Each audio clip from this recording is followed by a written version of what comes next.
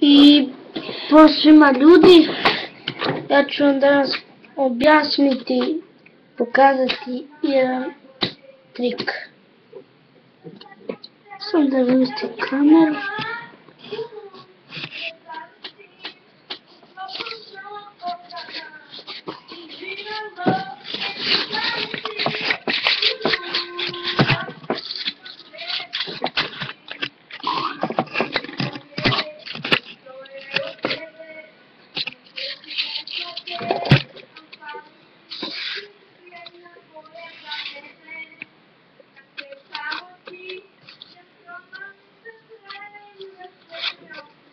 Znači, tu imamo 4 dečka, kao što vidite.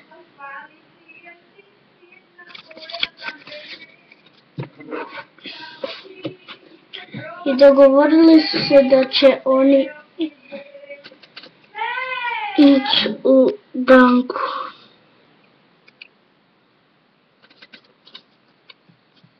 A to su dečko Herc, dečko Kara, dečko Tref i dečko Pik.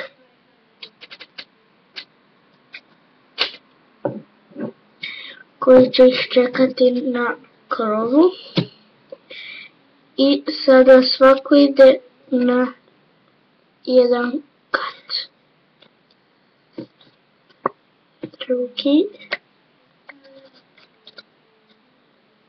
I treći. Zajedno sa njim. Koji ih čeka na krovu. No međutim, dolazi policija i od ovog jednog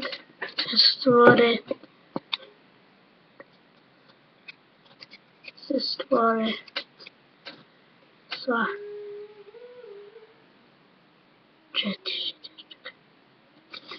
To je bilo to za danas i doviđenja.